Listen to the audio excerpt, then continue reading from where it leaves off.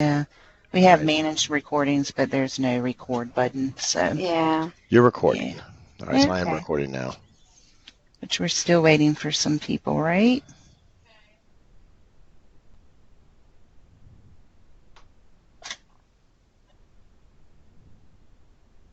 Okay. So we're waiting for some more people from Treca, right? Or y'all ready to get started? I think Ashley's on, Catherine's on. I think Heidi and Rachel are supposed to be joining. Is that true, Andrew? I'm not sure. I see That's Ashley, Rachel. Brenda, Catherine, Rachel. Not sure about Heidi. I'll have to ask them.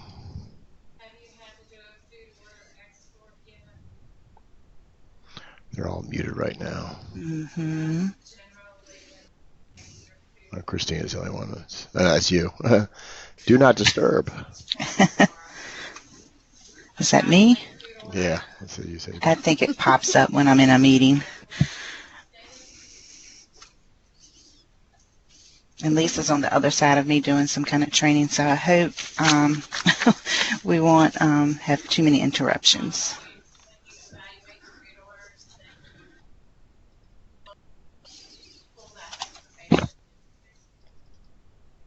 I'm going to go ahead and mute mine. Just holler if you need me. All right. Was Heidi going to join us? Any guys from Treca want to jump in and answer that question? Yeah, Heidi's just finishing up. So Okay. she'll be here shortly.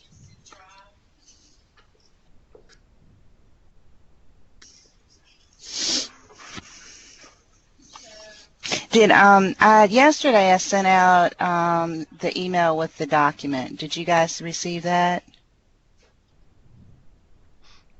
Yeah, I got it. Okay. Yeah. Hold on. Okay.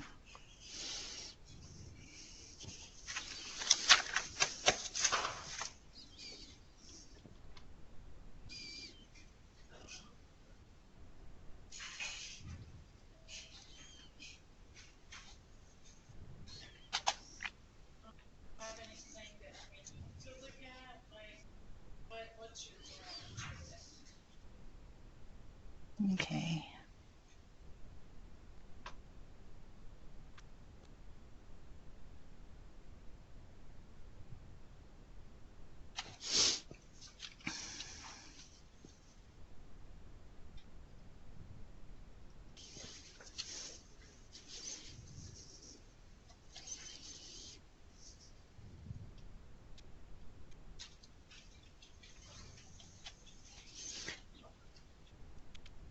All right. Shall we get started? And so we'll get started, and I'll just start with first. In the manual that I sent you, the first page has the complete checklist for the fiscal year end stuff, and it starts with your purchasing and processing, where we talk about some cleanup that you could perform on a monthly basis before you actually get to your month end, your year end, and then that section also talks about your canceling and reissuing of requisitions and purchase orders. The next section is talking about your general ledger stuff. We start off where you need to verify your setup before you actually run your close of fiscal year stuff. So you'll be creating your fiscal year, your close your fiscal year, and then close the income statement and set up some posting dates.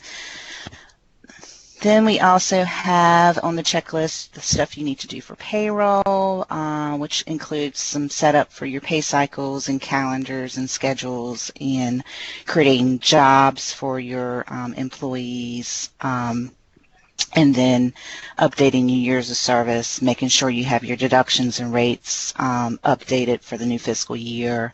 If you do accruals, we talk about the accrual entries, and then rolling your leave balances and any report that you need to run for your leave accrual. The last thing we have is for the new year is just a section on how to import your budget for the new year. Okay, so again, that's in your document at the oh, there we go. At the beginning of your document is the complete checklist. So first I wanted to talk about was your cleanup for your purchase orders and requisitions, and this we recommend you do on a monthly basis, so where you don't get to the year end and you have so much to clean up. I am in Trucka data that we have here. Actually, no, I'm in Ash. So let me switch that over. Don't know why.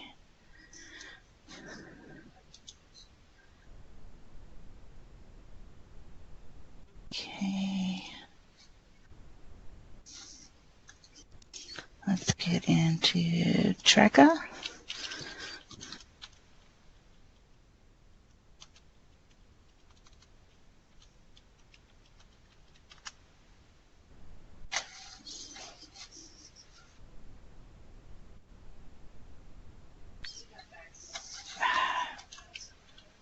Will it help if I key in the password, right?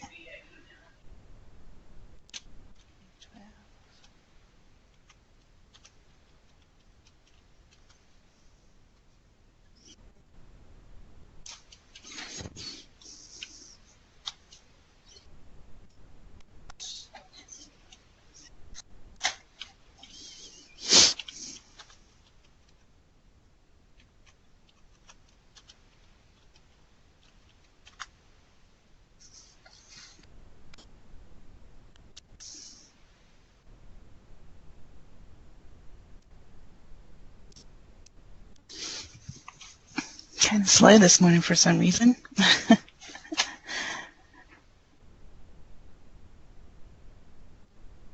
So the first thing I'm going to talk about is the purchase order and requisition cleanup. And again, we recommend you do that on a monthly basis. That way you won't have so much to do at year end. The first thing on the list is to look at your purchase orders, go to your purchase orders and look at your kind of look and see what open purchase orders you have out there that you do not want to resubmit recreate in the new fiscal year.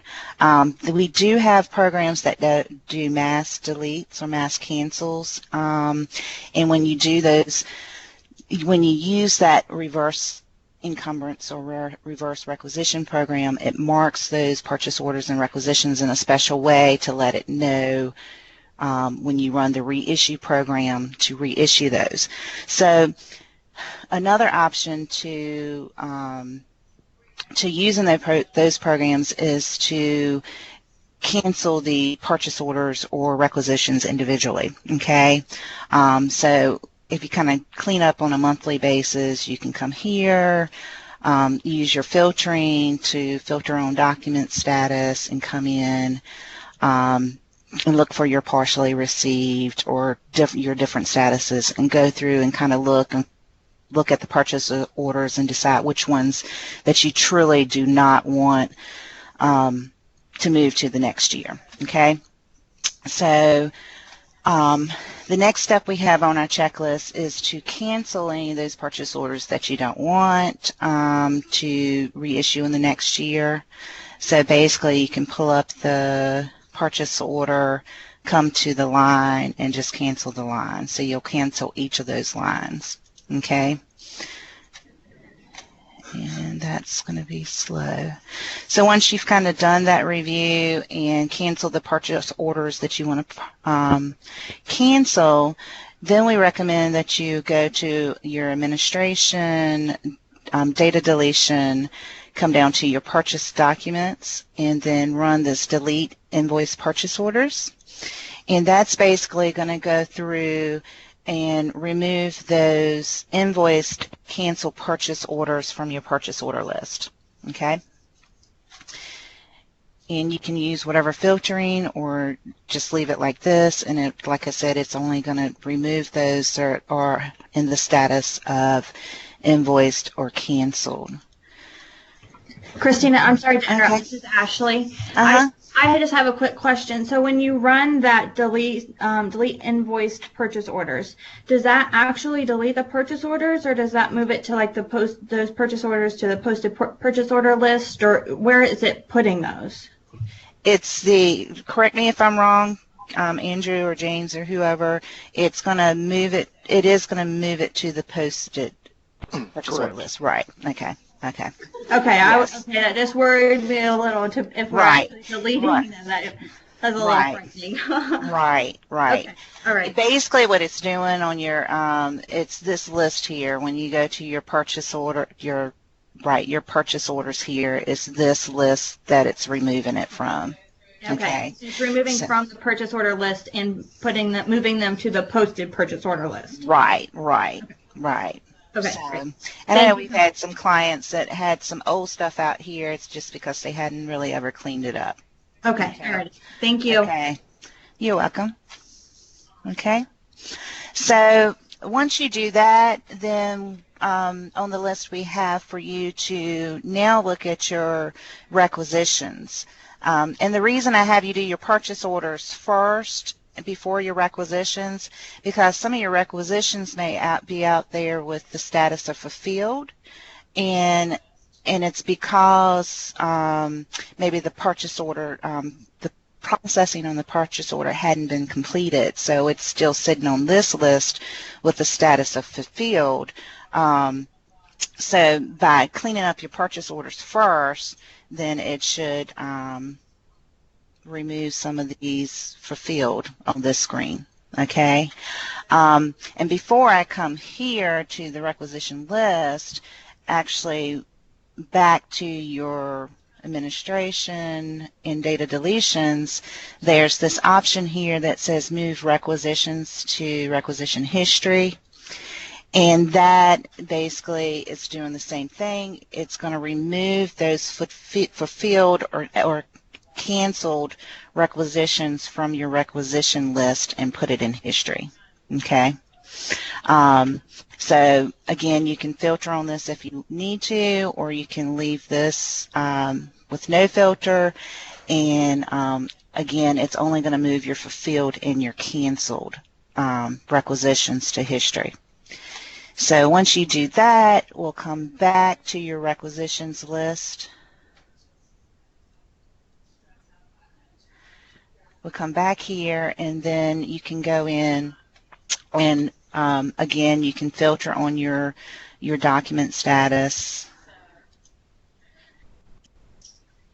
and look for just your fulfilled or committed or whatever you need, or approved, whatever you need to filter on, and then cancel any of those requisitions that you do not want reissued in the next year. Okay, and basically to do that, again, you can click on the requisition, come here to your line. Well, of course, if you have multiple lines, you want to highlight your line, and then you'll click cancel. Okay. So that's just some cleanup that they could do on a monthly basis. So when they get to year end, they don't have so many purchase orders and requisitions to go through. Okay. So can I have one other question really quick? Okay. I'm thinking I don't know if this is the same for requisitions and purchase orders. I'm thinking it's on the purchase order. I can only cancel one line at a time. Am I able to select all lines and cancel all of them, or is that a line-by-line operation? I believe it's a line-by-line operation. Okay. All right. Well, on the purchase order, there's a way to do it for the whole purchase order. I'm not sure on the requisition. Can you double-click a requisition so we can see? Or maybe on the requisition. Yeah, I thought on the purchase orders in Yeah, 2009 and maybe the other version. That's at the line level, but go up at the top. Up at the top. Yeah, where actions. Actions. Yeah, if it's there, it'll be there. Reset process. Can you just make the screen bigger a little bit? Yeah. Not full screen. Well, okay. All right. Yeah, cancel document. Do you see that button? Okay. That does it at the document level, and the purchase order has the same capability. Okay. Yeah, so they definitely have it at both the header, which is for all lines that's left, And then of course, on both. Okay. Yeah. Good. Good. And let's go to the purchase orders. And let's open up something.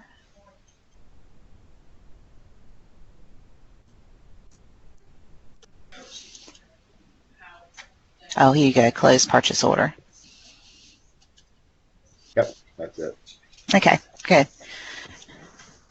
And I think on 2009 it was a closed purchase order on the function or the line, but I forgot to look up there on the actions for the 2013. Yeah. So Yeah, good. it's been enhanced with its newest version. But, Okay. Okay. Good. Good. So instead of line by line, you can cancel the whole purchase order. And again, we do have the programs, and we're getting ready to talk about those now, that you can cancel the purchase orders en masse. But when you do those using the reverse commitment program, they are marked in a special way. So when you run your reissue program, they will be reissued. Now you can use different filtering and stuff on the reissue to keep those from getting reissued, but this is just another way to safeguard to make sure you don't reissue those purchase orders or requisitions that you don't want to reissue. Okay?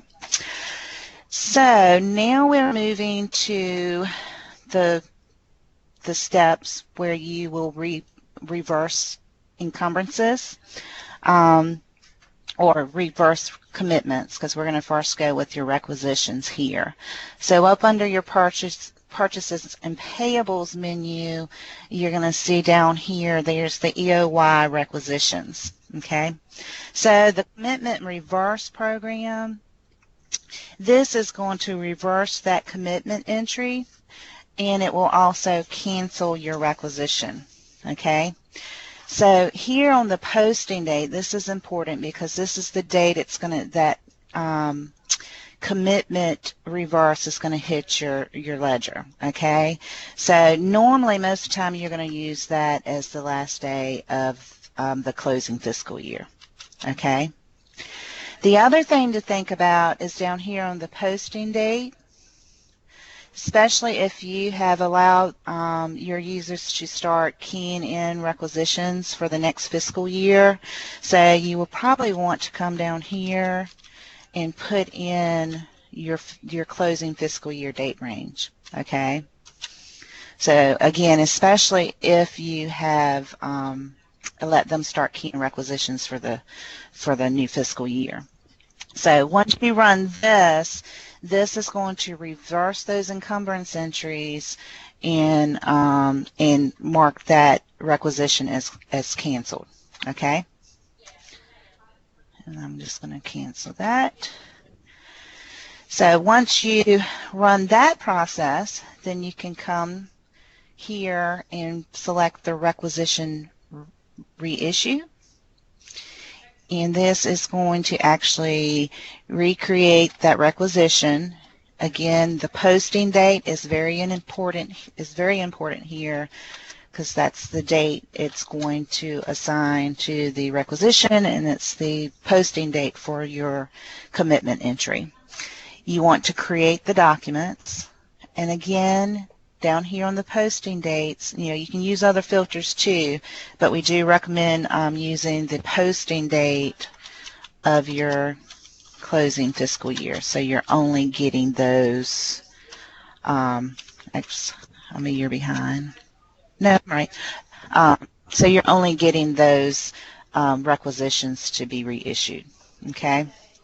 So once you run this, again, this is going to create those requisitions with this posting date and create the commitment entries. Okay. So once you run that, then we recommend you again go to your administration and go to data deletion and run this move requisitions to requisition history. Okay, and again, it's going to move your canceled requisitions and your fulfilled requisitions to the history. So you want to do this after you've done your reissue. You don't want to do it before you've done your reissue, okay? Because the reissue is just going to pull those requisitions from the requisition list that's canceled, marked in their special way, to reissue, okay? So we're going to cancel that. So that's the rolling of your requisitions. So the next step is to roll your purchase orders, and we do have a couple options here. The first two work together, and that's if you want it to assign a new purchase order document number, or if you want it to use the same purchase order document number, then you can run this encumbrance reverse and order reissue. So you're either going to be doing these two together, or you're going to be running this one here, okay? I know on our checklist, before you run these steps, we have on the checklist to run an outstanding purchase order, outstanding order status by PO, by fund, and that report is down here. That report here is just a way for you to look and figure out, okay, are these really the purchase orders I want to cancel and reissue? It's just another way of checking. So we do have that on the checklist to run that, okay? So once you run that, decide what purchase orders you want to cancel and reissue, then you'll come back up here to your EOY orders, okay? So if you want to use new purchase order numbers, then you're going to use these first two here. So the first one is the encumbrance reverse. Again, the date here under options is very important because this is when it's going to reverse. It's going to be the posting date it uses for the encumbrance reversal entry, okay? Oh, down here on the posting date, again, if you've allowed them to start entering purchase orders for the next fiscal year, then you want to be sure that you put in a posting date range here. Okay? And this would be 15. Okay. So once you run this, basically what this step is going to do is going to reverse those encumbrance entries, and it's going to cancel that purchase order. Okay? And it marks those purchase orders in a special way, so when you run the order reissue, then it will reissue those purchase orders. So again, here your posting date is important. So normally that is the first day of the current fiscal, the new fiscal year. Of course, you want to check create documents and encumber new documents. Okay, so because that's what's going to create your purchase orders. Again, here on the posting date, you want to use your date range for the closing fiscal year. Okay, and then when you run this, this is what creates those purchase orders with a new document number, and recreates those encumbrance entries using this posting date that was specified here. Okay, so that's one way if you want to use new numbers. If you want to use the same numbers that were originally on the purchase order, then we have the encumbrance encumbrance reverse and order reissue. And this program basically does it all in both the reversal of the encumbrance entry and the reissue of the purchase order. So reversing date, that is the date, the posting date that you want to use for the reversal, for the encumbrance entry for the reverse, okay? And it's also, well, it's going to be the date that it's going to use for the reverse. Then the reissue date is the date it's going to use for the encumbrance entry in the new year and the new purchase order was reissued. So again, you want to create create documents means you do want it to create the purchase order. You want it to recreate, and then encumber new documents. You do want it to create the encumbrance entry. Again, down here on the posting dates, you want to make sure you use your closing fiscal year dates. Okay. And then once you hit preview or print, it is going to reverse those encumbrances and then recreate the encumbrances in the new year and create that purchase order with the same purchase order document number. Okay. Once you do that, then we want you to come to your administration and come back to your data deletion and delete the invoice purchase orders. Again, it's only going to remove those canceled and invoice purchase orders from your purchase order list. So it does put it in history. So you can run this and that'll clear those from your list. So those are the steps we have for your purchasing and payables. Y'all have any questions about that? Okay. So the next thing we're moving on to is your general ledger, year-end closing. And before we actually get to creating the fiscal year and closing the income statement, we first want you to verify a couple settings that's very important in doing the closed income statement. So the first thing is, and we talked about this last week, was your verify your fund class setup.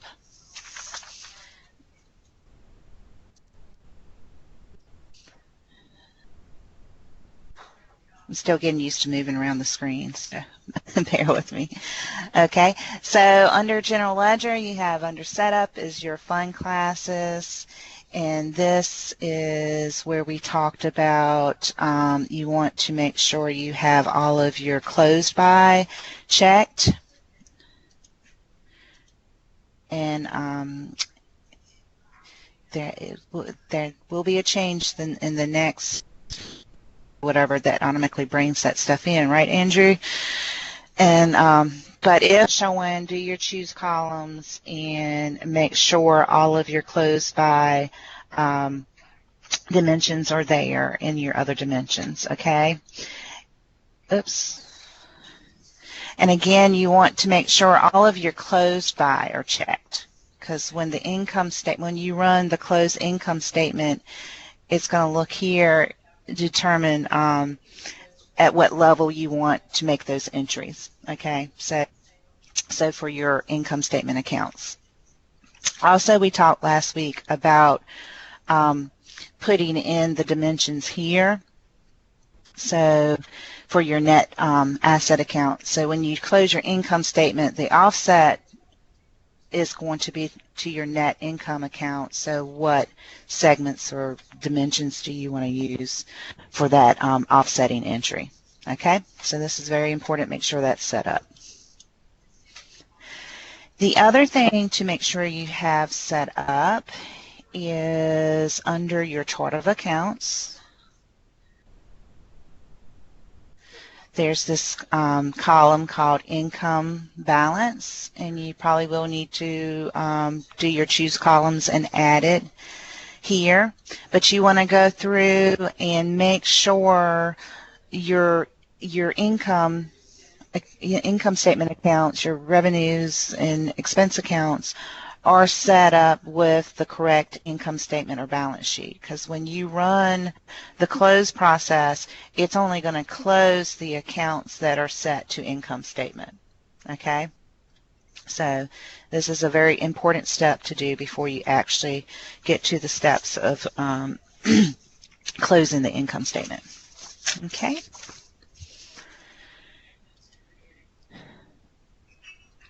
So the next steps are to create your fiscal year and to close your fiscal year, and those steps are performed through the accounting periods. So here's your accounting periods.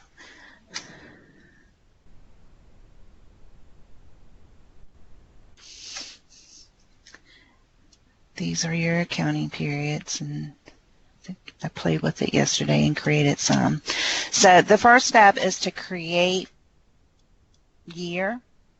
So you'll come in here and put in your starting date, the number of periods, and the period length. Okay. And then you just click OK, and it will create your new year. Okay. Then your next step is to close the year, and this is the message that you'll receive, that you're closing for this date range. Once the fiscal year is closed, you cannot open again, and the periods in this fiscal year cannot be changed. Do you want to close? So, and this step is something you just do this once a year. So only once. You don't want to run it twice, because you'll close a period you don't want to close. Okay?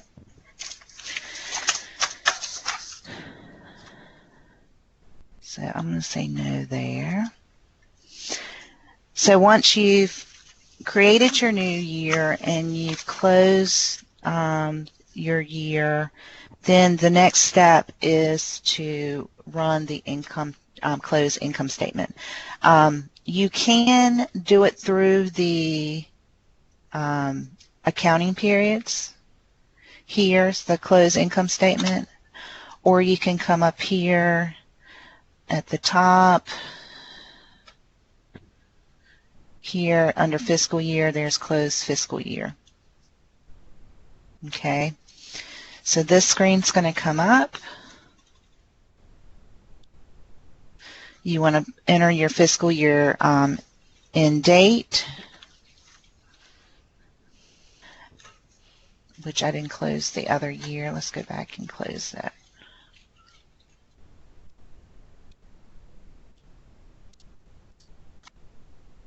So we're going to close year. We're going to say, yes, I want to close this one. And it's basically, you can see where it's marked it as closed. Hey Christine. Uh-huh. I just want to interject here. Okay. And in that, when you do the close accounting periods and you close the fiscal year, you're just like the message said, and somebody stop me if I'm wrong here, but I just want everybody to understand that because Ohio's used to a hard close, we have not. There's really no such thing as a hard close in K-12. Right. What we're doing there is because if you look at that message, it says you can no longer change the accounting periods. And so that means you can't go back and decide, hey, I want 13 periods or 12 periods, whatever. But you've closed the year, you've kind of locked it down, the periods, and now you've flagged those as closed. But then you're going to go to the next step where you actually close the income statement. Right. That can be run multiple times, because if the auditors come in and say, hey, we need to make adjusting entries, you would make those entries, and then you would run the close process, or the closing process you're fixing to show again. Right. So those first two steps are really a one-time thing. Kind of more like cosmetic, right, if you will, in some sense. But I just want them to understand that that's not a hard close like they're used to, that once they do that, they can't go back and make any entries in that fiscal year. Correct. You can still make entries in that fiscal year with those dates. But if you do the step we're going to talk about now, you want to rerun that whenever you do that. Okay. Right. I just wanted them to understand that, because when they, like I said, in Ohio, when they do close year, or close month even, that's the end of it. Can't touch it anymore. Right. Right.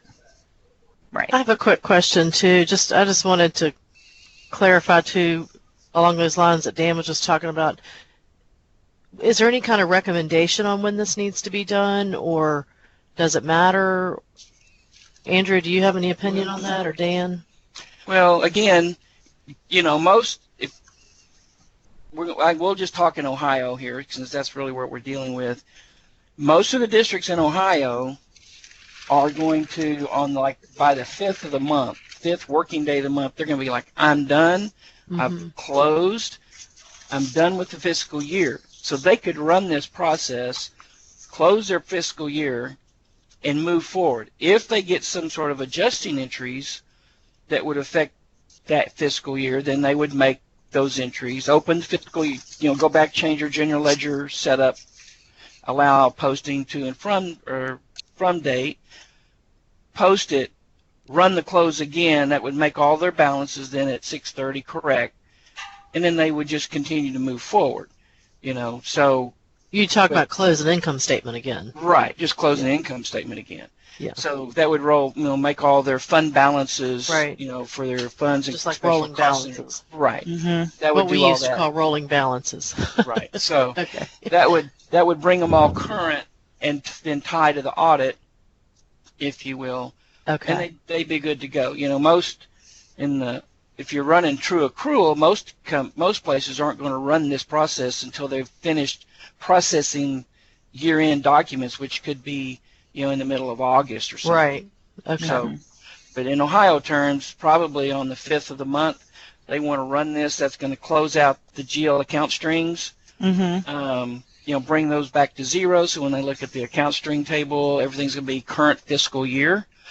All their balances on the chart of accounts, are they going to be, rolled over? Those types of things. So otherwise they would see balances from the prior year and possibly get right, confusion over what's been spent so far. Right. Okay. Right. All right. Just clarifying in my head. Thank you. Mm-hmm. Okay. So the close fiscal year, which is also called the close income statement here, is what you run. It's going to zero out your revenues in your expenses for the year, or your income statements for the year. So you want to come in here, you want to put in your fiscal year ending date, you want to pick a journal template, which is normally actual, and then your journal batch. Most places, I think, have a year-end set up, and when you pick that, then your document number is going to come in. If not, the document number is required, so you do need to put in the document number. Of course, posting description, you have the closed income statement, and the transaction type is actual. The distributed close, you probably want not to check that because that's going to have more entries. That's basically an entry to your net asset account for each revenue or expense account or income statement account. So if you want it that detailed, then you can do distributed close, but if you don't, leave that unchecked, and you won't have as many entries out there against that net asset account. Okay.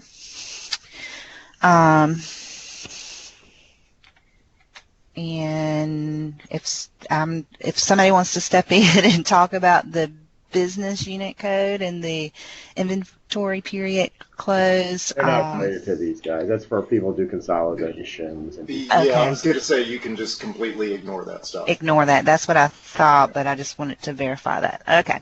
So, and we do say under the fund, you may want to close it by fund. So you can come down here and do your filter by fund. And I'm not used to Ohio's funds yet. I will be one day. So you can close it by fund. Okay. Basically what this is going to do, it's going to create the closing entries in the general journal. Okay. So it's going to create those entries there once you hit OK. So once you hit OK, then you're going to come back to your general journal, and you're going to pick whatever journal you specified on the closed income statement, and then you're going to pick the batch, which I ran this yesterday for 2014, so it doesn't have the 2015, but you can see where it created those closing entries here. And notice the posting date has a C beside of it. So you can kind of look at your closing entries here, and then you can post. Okay, so this is, you're going to post it from your general journal. So that's how you're going to close your income statement. And again, like Dan said before, just because you've closed it doesn't mean you can't make journal entries with those posting dates from the closed year. But if you do make entries or do anything that affects that closed year, you want to come back and go back through these steps. Just the step of close fiscal year here, which is close income statement. You want to run this again and then go back to your general journal and post those entries. So again, even though you've closed the income statement, you can make journal entries in that with those dates, but just be sure once you've made those entries or whatever that you come back at some point or come back and run the closed income statement again and post those entries. Okay? Any questions about that? Okay. So next on the checklist is to edit your allow from and to posting date in the general ledger setup. So let's come down here. So it's here, general ledger setup. And on this screen here, you'll see that allow posting from, allow posting to, which this one has a large date range. Some places may want to put in the monthly date range, and that'll keep people from posting outside of that month. If you do a monthly, then you have to remember each month to come in and change it to your next posting period. Okay. And what you may want to do, you may have this closed, but certain people at your district or your school, you might want to open them up to have a larger posting period range, and you can do that by going to the user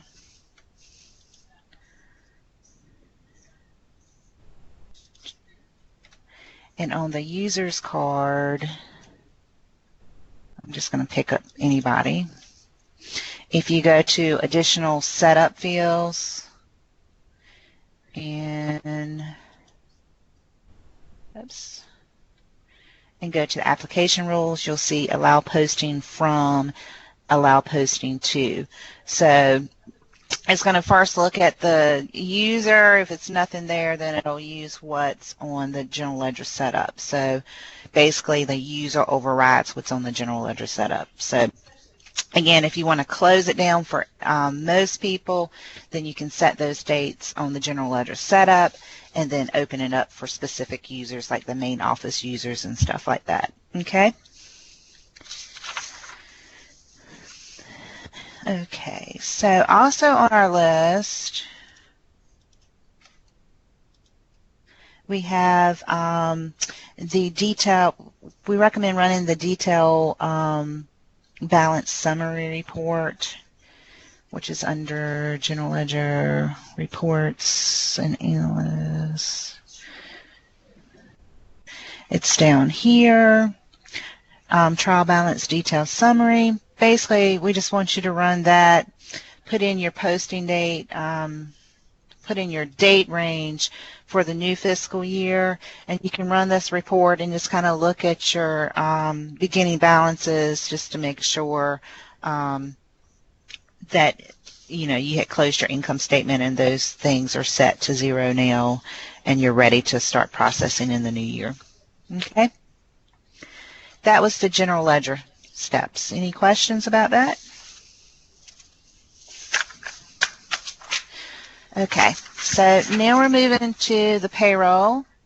And on our checklist, the first thing that we have is of course, we always want you to complete your normal month-end processes for June, okay, for the end of your fiscal year. So we just like to remind you to make sure you have everything completed. So the next thing is to create your new pay cycles. So let me get to, like I said, I'm still getting used to moving around. Pay cycles. Here we go. So you can create a new pay cycle if you want. The main thing is we need to set up the new terms. So if you need to set up a new pay cycle, you can hit new and type in the pay cycle that you need to set up. So the terms, we're going to click on terms. And you do want to create your new terms. I had already created this term here, but let me, we'll just set up. So you can create your new term. Let's say we're going to set up 1617. And then you can generate your pay periods. That's going to put in your dates for you. You put in your starting date, and we're just going to do 7.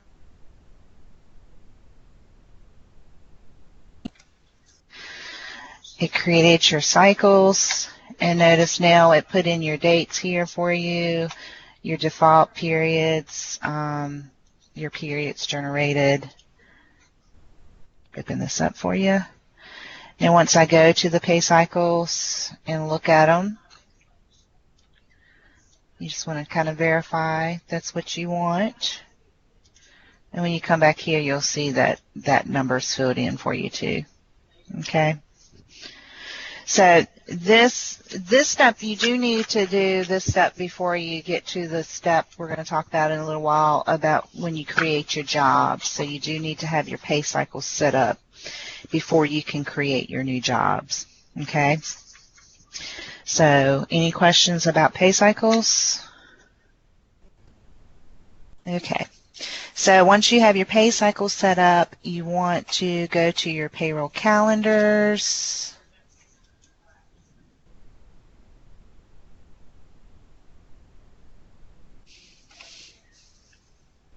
It's taking its time. Okay, here we go. Then you want to create your new calendars. So you can say new, test 16, oops.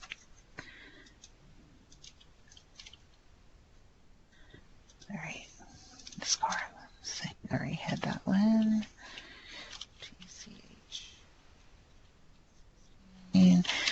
Teacher. You want to put in your start dates and your end dates. So let's do, I'm going to say, what is your teacher range? I know this teacher has like 818, but let's do that. 815 to 6/19/15.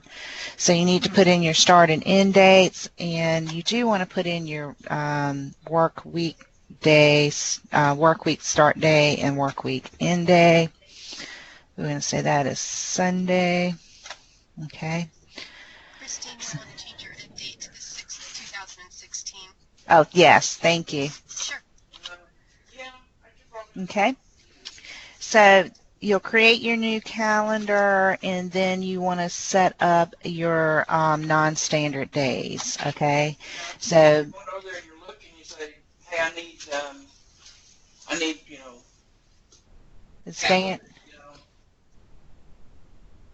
Stan, did you have a question? Do you want a credit card or anything that you could use?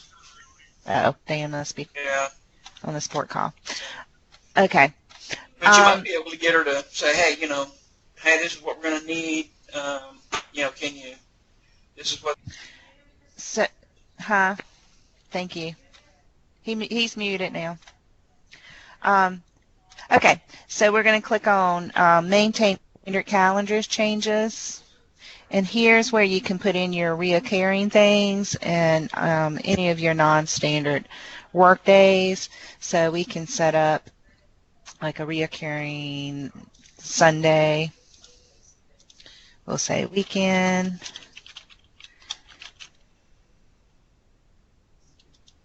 Now you can set up the reoccurring Saturday, but we have found if you're using Saturdays as makeup days for like snow days and stuff, and you're using the overtime program, you may want to not set that up as a reoccurring and just check the Saturdays that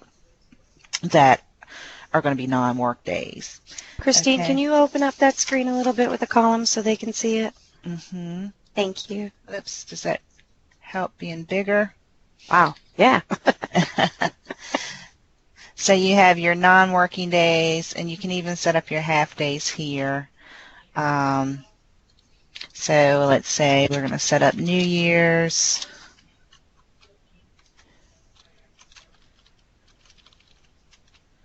So this is where you want to set up those non-standard days. Okay. Notice our days work change when we set up those non-standard days. And if I do OK and go back into there, is that the one? Now you can see where my non-work days are a different color. They're in blue now. So this is where you're going to set those up. Any questions about that? Okay. So once you set up your new calendar, then you want to also go to your jobs, payroll jobs, and assign your new payroll, your calendars to your payroll jobs. And here we are. Here is our payroll calendars. So you want to come in and change these on all of your payroll jobs, okay? Christine, I have a question. Do you recommend when they change every year that they do a copy and give a new effective date? Or is that something that they could do in advance then, so they're not waiting to do this right when they're rolling the jobs for each period of these? What's K-12's recommendation on that?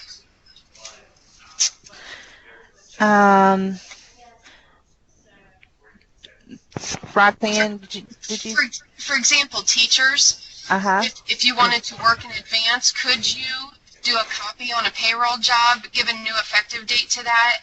Yes, you can. Calendar? Okay. Yeah. Okay, yes, you can. Sorry. Yes, you can. I'm sorry, I was on mute. I apologize. That's okay. I didn't know if that was the recommendation or to keep the noise down in here that you just waited till you were ready to use that and just make a change on it. I don't know what K-12's recommendation is for that. It is Andrew. It was designed so you'd go ahead and create a new record each year with the effective date, with the new calendar code, and new, maybe other setups need to change, like the days in the year, because there's a few other fields that might need to be updated. So it was designed. When we do go see the payroll jobs, there's a screen, and I feel like I don't know where it is. Maybe it's not under actions. Under actions, is there anything there that I'm thinking of? There's the analysis view. No, but that copy is important. But then the analysis view kind of puts it back into one row per, and finds the most current one based on today's date of your work date to sort of give you this type of view. So it's designed to kind of, okay, I can show it to you sort of compressed again, but the effective dates was designed to allow you to have setups that are, fiscal year sensitive, if you will. So I can begin to model, and a good example would be just even modeling the grades and steps, ahead of time, although that doesn't necessarily impact this directly. It would if you're changing the payroll schedule, Because if the payroll schedule, let's say next year you're going to go to a different payroll schedule for teacher because it's a new bargaining situation, whatever, completely different codes. The effective date could help you for that as well. And because you might be modeling it in March, so that's why it's another good reason why you have the effective date capability. Yeah. Yeah. Okay, great. Thank you. Okay. Okay. Okay. And actually, next we're going to talk about the new payroll schedules, and we do have you do the copy on those for that situation. So if I can get there.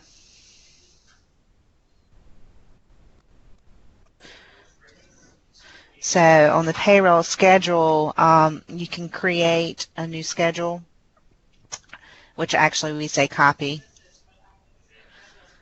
And then you can put in your new effective date. Let's see, that might be, well, we'll just do that.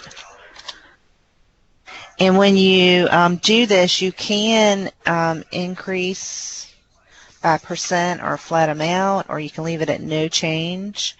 And if, of course, if you increase by percent, then this will be highlighted. Well, we'll open up and allow you to change that, and you can do your random position, can't talk today, and your direction, whether it's the nearest up or down, okay?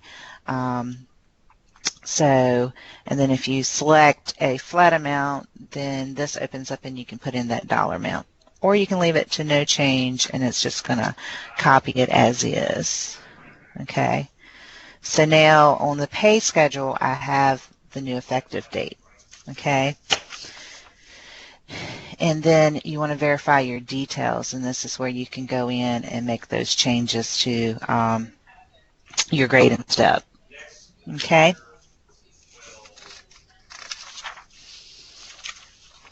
Alrighty. So you want to have all those things set up before you get to the next step, which is run the update budgeting tool to roll or create employees' jobs. And this is located under payroll and task. And then you have update budgeting tool. Okay. So you can pick your batch. You may have a special batch for year end or default or whatever you need. So the first step is to get the jobs. So you can put in your new starting date. So let's say it is going to be 09/01/15, and I actually want my new end date to be, let's 06/18/16. Okay. If you want to include block jobs, then you would check this. Now, block old job on post. So this is where it may get time sensitive here when you're creating your new jobs. You want to make sure you finished your payrolls for the closing year, and of course you need to do this before you start processing in the new year. So with this block old job on post, this step, it's going to create your jobs here in the budgeting tool, but when you post, that's when it's going to block those old jobs on your job cards, okay? These field here, the resets, if you want it to reset that information, then you can check these flags here, like we have reset days per year. And then down here you can filter, so maybe you want to do this by job number. So maybe I just want to do my teachers. And when I do OK, it's going to bring those people in. Okay. So those are all my new jobs. and then I can make any changes or corrections that I need to. Notice over, if we come all the way over here, the new rate's not there at this point, okay? Or your rates. So the next step to make sure you get your rates in there is to run the option to create rates, create new rates. Okay. Christina, because some of these items are time sensitive, like you said, you don't want to run that and then block an old job. Would this be a good advertisement then to create different batches, or have them create different batches so they could have them sitting out there in waiting? And then they could really essentially work ahead and like have a batch for their July 1st people sitting there ready, so as soon as they finish their last pay in June, they could then run that batch of those people. Is that where a good essence of that would be for? Yes. Okay. Yes, I think so. Yes. Yeah, I agree. That way you can, since they are starting and ending at different times, yes, you can do that. Have Thank your you. different batches. That's an excellent idea. Okay. Thank you. You're welcome. So once you get your jobs, then you need to create the new rates. And here you can leave it to manual, and it's basically, if you leave it to manual, it's going to copy the current rate they have. Or you can bump them up a step, or you can do a percent. So if you're going to be moving them up a step, you'll have to answer the increase to next step for salaried, or increase to next step for hourly. Step increment, if you're just going to move them up 1 or 2 steps. Then you have percent. If you're going to do it by percent, then you can put your percent here, increase by percent. Okay, we're just going to leave that to manual. Source for new pay schedule, and we're going to leave that to payroll job. And then if you want to do any sorting, you can put in your sorts here. But when you hit OK, notice now my new pay rate, my pay rates are updated here. Okay? So at this point, you can do any adding or, any editing you need to do to this file. Once you're happy with it, or once they've finished writing checks for the year, then you can come in here and then you can hit your post, and it will post your jobs. Okay? And again, when we did the get current jobs with that flag set to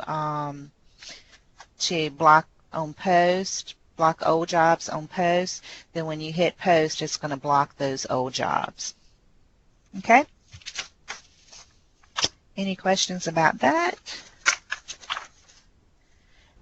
And like I said, you do need to have your new pay cycles and your calendars and your pay schedule set up before you do these steps to create the jobs.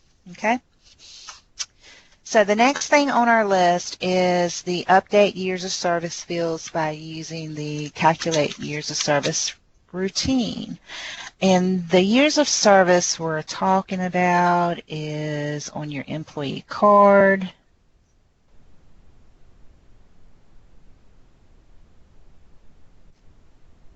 And let me make sure I find the right place. So under K-12, it's the years of service here on your K-12 tab. Okay? So the program is actually under Human Resources, Task, and you have your Calculate Years of Service. And you can put in your service date that you want to use as the calculation. So we can do 06/30/15. Use Use original hire date if non-blank. Then you can have your decimal rounding in your, whether you want to round up or round down. If you want to use any filters, and then you just click OK, and that will update those years of service there for you. Okay? Any questions? The next on our list, we just want to remind you guys to, if you have any deductions that are fiscal year based, then make sure you go in and change those rates to the new rates and stuff before you start processing and writing checks for the new year. Okay? So, next is creating accruals for the new year. Now, I'm really familiar with how North Carolina does things, but Ohio, do y'all pay out installments in July and August? Yeah, we have all of our districts are spread pay. Okay. Okay. So this is a step you guys won't be doing, right? They're all paid out by June? No. Teachers that may end on like June 4th are paid out throughout the summer. Spread pay. Right. Okay. But don't you need to accrue their summer pay back to 6/30? Yeah, No. for the STRS. This is Linda. The advanced. Well, they don't do. They're not going to do an accrual and post it to the ledger. The what Linda's talking about, I think, is going to be the annual STRS report, Right. where on that report it flags that pay as what they call advance pay. That's something that Kevin's working on right now, is updating that program for that annual STRS report. But as far as accruing wages as of 6/30, posting them to the ledger, they are not doing that at this point. Okay. All right. Okay. So, so basically that step was, like they said, it would basically expense your installment, that pay, in the closing fiscal year instead of having expensed in the new year. Okay. So since you're not going to be doing that, I guess, did you want to go over those steps, or? I don't see a need to because we don't have anybody in Ohio doing it. So. Okay. Okay. Thank So we'll skip forward. Okay. So then that will move us to moving leave balances from one leave control to another. We used to call it rolling leave balances. So first, before you do that, we do want you to change your work date. If you're not doing this on the last day of the year, then we do recommend you changing your work date. So you come up here to the blue drop down, set work date, and let's put 06/30/15. And the reason for doing that, have a note somewhere. It's the way that let's see, and Andrew may be able to answer this better, but let's see. What's that? Do I have it? Well, we need to change the work date. I'm not sure either why we have to do the work date. Well, Used by Melissa, something you've tested with. Yeah. Well, I have a note here. That hurt. The end date is calculated from the work date, which is used to filter for work date worked. So let me say that again. The end date is calculated from the work date, which is used to filter date worked. So I kind of worked with Melissa a little bit and trying to that was kind of the explanation there. So we're going to change that. So you want to set your work date to, basically it's probably going to be the last day of the fiscal year. Unless you're happen to be doing this on 6/30, then you don't have to worry about changing that. And if you go to your payroll and go to task, And then under periodic activities, we have the EOY carry forward. Okay. So, come on.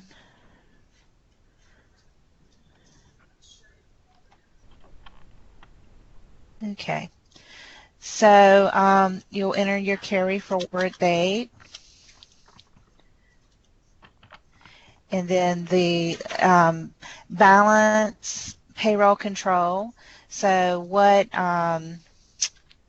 leave are you rolling forward? Let's say, was it your personal leave days? How many days can they move forward? Depends on the district. I'm sorry. Depends on the district? Yeah. Okay. All right. So we'll do this. Let's say they can move 5 days. They can have a maximum of 5 days, and everything else they over 5 days will go to leave. Okay. So where's sick? Oops, wrong thing. Yeah. There you go. So basically, the balance payroll control is the one, is the control that you're trying to roll forward to a different leave. Okay. So you have the carry forward minimum, which most of the time that's going to be set to 0, and then you have the carry forward maximum. So they can have 5 personal leave days, so the rest of it I'm going to move over to your 6, so this is where I'm going to move your excess hours to control. Okay. Yeah. This would come into play where you're accruing a bunch of, and maybe personal days instead of just setting it with 3 days, so that you're going to reset that every year. Currently in Ohio, I don't think we've come across anybody that's, all we're doing is accruing the 3 days of personal with a maximum of 3, which then on July or September, whenever that gets accrued, that person still has an hour or 1 day of personal.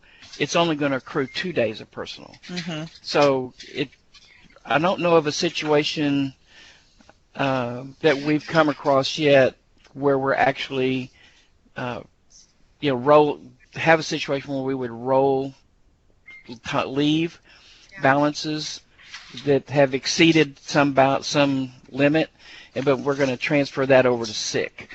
Yeah, I don't believe we have a district right now that does it, but we do have districts in Ohio that do. Like we have a district that's local that has, if they have 5 personal days and they've not used any of them, they can roll 2 of those personal days over into the sick leave, like the example that she's shown. But currently on K-12, we don't have anybody yet. Okay, so that's a perfect example. What you would do here is you'd say, okay, I'm going to take, leave 3 of those days in personal. I'm going to roll 2 of them to sick, and then they can only accrue up to 5. That's the max. So if they don't use them, then they can roll 2 of them over to sick. So. Okay, that's great. Okay. Thank you, Christina. Yep. You're welcome. You're welcome. So that's how you're going to roll those balances. And of course, after you do that, be sure you go back and change your work date back to the current date. Okay.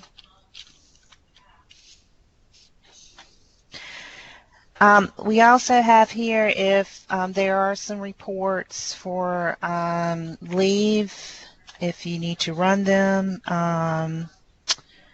What is this? We have under our leave administration. My screen doesn't want to come down for some reason. But down here at the bottom we have different leave by month, leave by detail, leave by ability, and leave summary. So we just wanted to point those out. If your auditors are asking for some reports, we do have those leave reports. Okay. So that was all of the payroll steps. I have a question. This is Linda. Uh-huh. On rolling the vacation over, Uh-huh. is there any way to like if somebody gets 20 days and they can carry over up to 20 days, but the next person gets 15 days and they can carry up to 15, and they're all different. So, is there a way to do that? You can use the filtering to filter by employee, because you said it's different for each person. Mm-hmm. So we do have filtering down here where you can put in the employee number, and you can do that. So here you can you set do up it your by code? Could you do it by leave code? Could you filter Yeah. by leave code? Because all of your days that have 20 Yes, only you have defined 20. Right.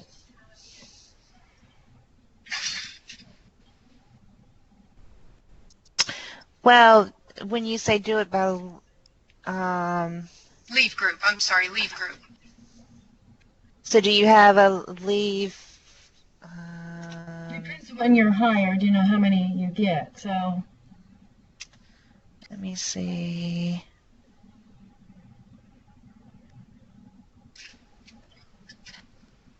We do have the leave group code here. Great. So yes, you can do it by leave code. okay.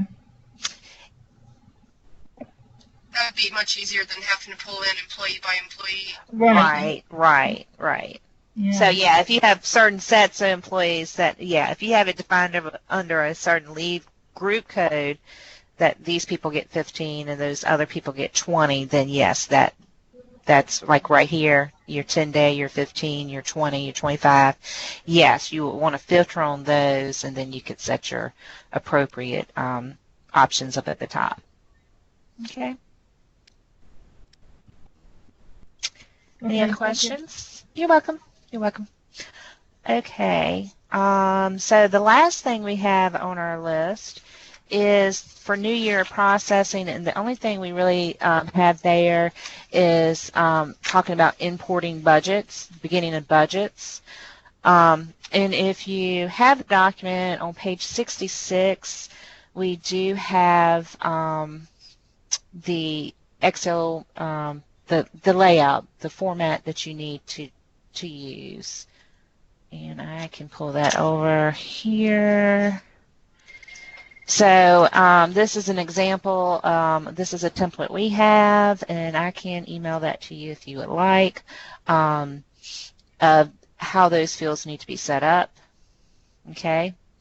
And basically, you'll set up your spreadsheet.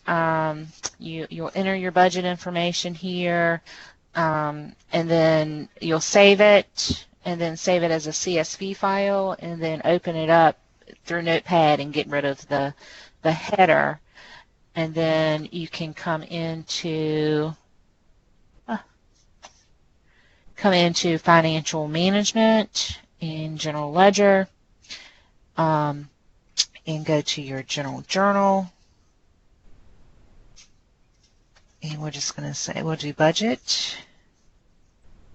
And when you come in here, if you go to actions, there's this Excel import. So you can import that file into your general journal for your beginning budgets. Okay. Once you import that in, then you can hit the post, and then your beginning of your budgets are posted. Okay. So any questions about that?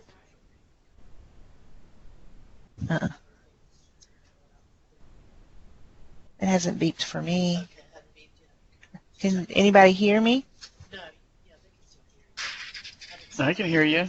I Okay. can hear you Yeah, just I fine. can hear you. All right. Yeah, you're fine. Sally came around because my headset was getting low, she said. So, but Yeah, I'm at the end of it anyway. So. No, we can hear you just fine. You're good. Okay. Thank you. Thank you. She had me worried. I was like, oh, it didn't beep on me. You're good. Okay. Okay. But that is the importing of the budget. I mean, we can talk about that a little bit more, or if you want. But basically, you'll run the import. It's going to bring it into your general journal. and then you can make changes to it or whatever you need, and then you can just hit the post to post your budget. Okay? I have a really stupid question because I don't remember this from last year, so Dan, you may have to help me out on this. This is a payroll process, or is this something that's typically done on the AP side? No, this is strictly a general ledger setup. If you were going to, if the district's creating their budget using Excel, Okay. then they can, push the journal ledger or journal entries out to an Excel spreadsheet, and then format it into CSV, and then bring it in and post it to the budget for their new year. Mm-hmm. If they're going to use, and I think we want to try to start training them and getting people that want to use the payroll budgeting tool. That's going to budget all of their payroll information. It's going to budget the board expenses. It's going to budget their I can't think, their any Social Security, whatever. So all the board expenses it's going to budget along with their salaries. It's going to do all of that. So the only thing they would be left to bring in through this function then would be supplies, maintenance, repairs, those types of things. Mm-hmm. So they would be doing their budget kind of in two pieces, but as Andrew was alluding to earlier, if you're setting all these up, set up all your payroll jobs with effective dates, and you've got all your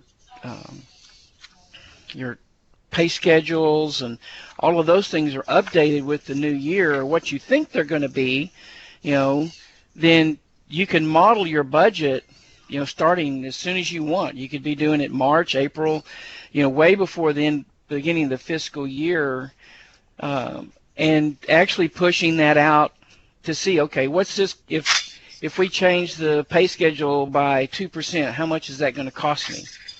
If I bump everybody up by a step, what's that's going to cost me? And then you essentially create the budget entries right straight from that workspace. Okay. Then that's something I would definitely like some further training on. And Christina, if you don't mind emailing that template to us, that would be wonderful. I sure will. Thank Okay. you. Yeah. You're welcome. Christina, this is Catherine with Meta. Uh-huh. I have that template already. James gave it to me, so I Okay. can just forward it to my team. Okay. My question about this is, when we're doing that budget, when we import it, are we having to create the offsetting entry for each line item? Because what I'm seeing. Yes. Mm-hmm. Okay, so when they're putting this together, they're going to create, the fund for and their offsetting entry to whichever fund it is, right? Right. Okay. So, thank you. You're welcome. Well, that's all I had for the year-end training. So. Thank you for your time, Christina. You're welcome. And did you need the Word document? I just sent that as a PDF, but did you need me to send it as a Word document for your training class if you needed to make changes? Yeah, that'd be great. Okay. That'd be great. And Angela also has a question. Okay. I can't hear you. I can't hear either. Angela, we can't hear you. Hold on, she's muted.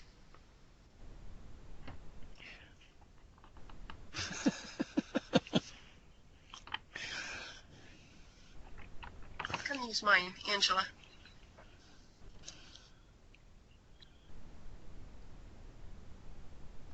She's trying muted here, so.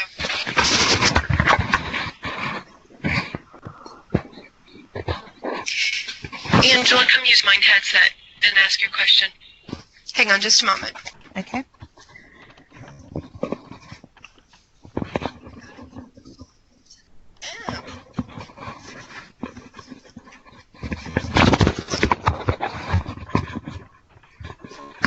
I'm sorry, I couldn't get on the call this morning, so I'm kind of remote. My question is, and maybe you covered it, if people want to start doing purchase orders for the next fiscal year, what do I need to have them change so they can go ahead and start doing that? Okay, the first thing you would want to do is probably change the numbers, set up a new number series. I think most of the districts have been doing that. You know, you want to start with a 15 or a 16. Okay. So you would go into the number series. You would create a new number series for purchase requisitions and probably purchase orders. Okay. With an effective date of 7/1, and then when they bring that in and they start creating those with those dates, it's going to pick up that those numbers, and so then it would be posted as of 7/1 for the future. I mean, it wouldn't show up on any of the financials or FinSums or anything like that, because until they reached July. Hey Dan, this is Ashley. Last year when I was doing that, I had to set my work date as 7/1 before it would pick up the new number. You're right, so and you're right. Any of my users who are the limited users, if they entered a requisition dated 7/1, right, it's still posted with the previous fiscal year. Right, because because the date really comes after the number is assigned on the PO. The system's looking at your work date. There's not a way that I know of for the limited user to change their work date. So, not that I know of. So how would they start entering future things if they wanted teachers to start entering requisitions for the next school year? Well, they can just override the date, Dan, can't they? I mean, no, because what happens then is when you tab through the requisition number, it thinks you're in the current fiscal year. It's going to assign a 15 number to it instead of a 16 number. Right, but can't they just override it right 1 second later? Well, they wouldn't be able to go. Because the date comes after. They could change the date to 7/1, but then I don't think they can go back. But then if they go back and change the number, they've used the number on a requisition. I guess it's really not that big a deal. Oh, you're talking about using some smart requisition number of some sort? Is that what you're talking right. about? It's a requisition number coming out of the number series. Oh, yeah, that's a bummer. Yeah, that's why I never like to have but one requisition series. Oh, yeah. I see your problem. I think we have other districts in other states who want that capability too. Yeah, for the limited user. Yeah. Problem is, it's like the chicken and the egg. We don't know their intention, right? But they can't pick which series they're in on the limited user? No.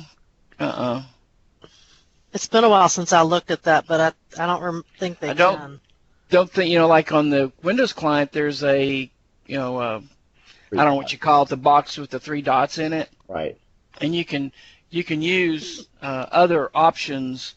I know you can on a PO. I would assume you can on a requisition. You can do like a parent-child kind of relationship you can set up for POs and things like that, numbering. But I don't think that's in that. I mean, not that it couldn't be, but I don't think that's on the limited user web client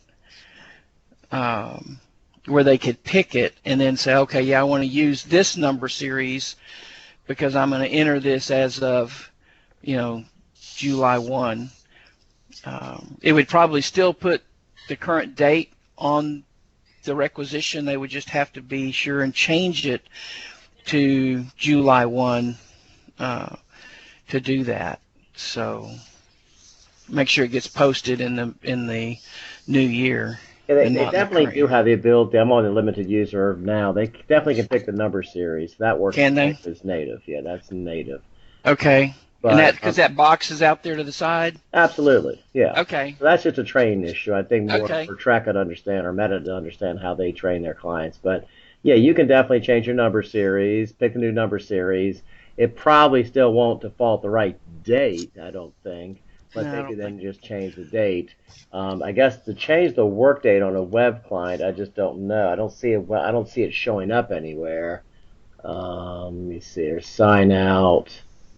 Yeah, I just don't see any other way to do that. I don't know if that's something that we have taken away or never was available. I have to research that part. You know what I mean? I just don't know about that. It doesn't show anywhere on the screen. Yeah. So I don't So, know nothing. So actually, we'll need to go into test and look at a limited user and just walk through that. And so, if we can pick the number series, we can definitely push it to the new year, and then, be sure and change the date. If somebody's in the approval process is paying attention to that, and they go, oh, this is a 16 requisition instead of a 15, it should be dated July 1, they could reject it, send it back, have them fix it. And of course, if it's coming to you as the last approver, you can certainly do it at that point. So right. That would be even if someone did enter a requisition with this fiscal year number, so it would start with the 15. I guess if it's all the way approved, if I know it's something for next year, I could change my work date when I do requisition review, and then it would give it the next year purchase order number, right? Would that? I don't know. We'd have to test it. I don't know if it would or not. Okay. Yeah. Okay, I can test. I'll test it. Well, it's an area that we're probably going to have to enhance over time, I suspect. Yeah, we don't have an effective date of these number series I'm looking at. But there should be a starting date in the number series. Yeah, there is a starting date. That's right. So I guess what you could do, possibly, Dan, is write some code so that when you validate in the insert, during the init sort of process, it looks to the today's date versus the starting date of the number series. And if using the starting date of the number series is sort of a floor that it can't go below, right? We could default it in. So if you have a starting date of 7/1 and they pick that number series, then as soon as the header kind of flashes, it would be 7/1, right? Yeah. So I think that's something that we could put a work order in there. And I would do that mainly on the requisition, but you could do it on the PO side, because we now do support direct PO entry with the next release. That's one of the things we're adding. So might as well do that. So that might apply to a check request as well, probably all the systems, quite honestly. So Dan, you may want to take that on. Yeah, I'm making myself a note. Okay.